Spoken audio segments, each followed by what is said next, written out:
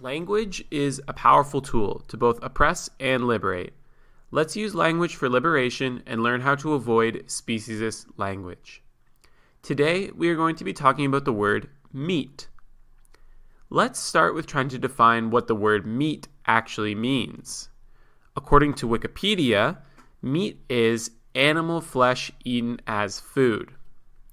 Before we dig into that, let's go back further and learn about the etymology of the word meat. Meat comes from the Old English word meta, which simply meant solid food. It did not have specific reference to the flesh of an animal. We still see this more general usage today.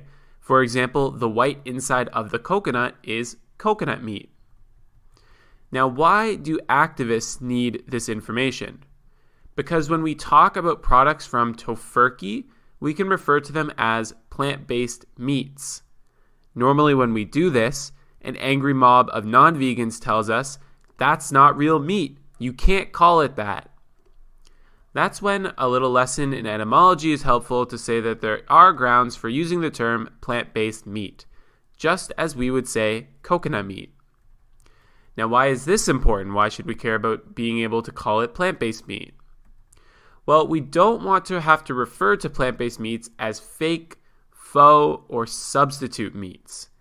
These terms make them sound less appetizing because nobody wants to eat fake food. It's real food and it's good, but terms like substitute or replacement legitimize animal flesh as the standard to which everything else compares, when as activists we want to make the statement that animal flesh is not even food at all.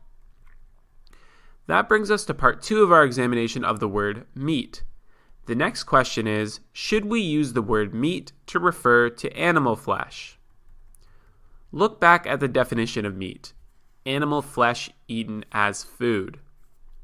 Meat is a word that symbolizes the commodification of an animal's body. It's a word that contributes to the psychological commodification of their flesh as something meant for human consumption. Every time we refer to an animal's body as meat, we are legitimizing the commodification of their flesh and erasing that individual animal's suffering and life by reducing them to a product. It's imperative to avoid referring to the bodies of non-human animals as meat. So what can we say instead? We can say animal flesh, but this may be more alienating to those around us who may think we are trying to be purposely inflammatory.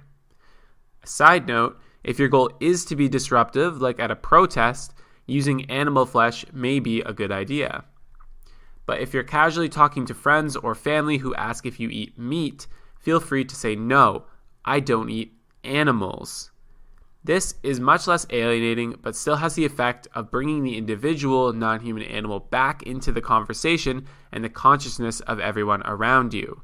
When they ask, do you eat meat, they envision this: the dismembered body of an animal meant to be eaten by humans.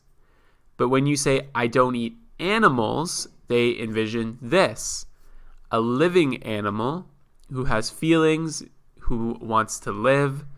And as we see, using language is a powerful way to reconnect those around us to the living non-human animal rather than just their dismembered body. Saying, I don't eat meat further entrenches animal bodies as a commodity, whereas saying, I don't eat animals liberates these individuals from commodity status in our conversations. We hope you enjoyed and learned something from this video. Make sure to check out our other language videos on the channel and learn how to liberate through language.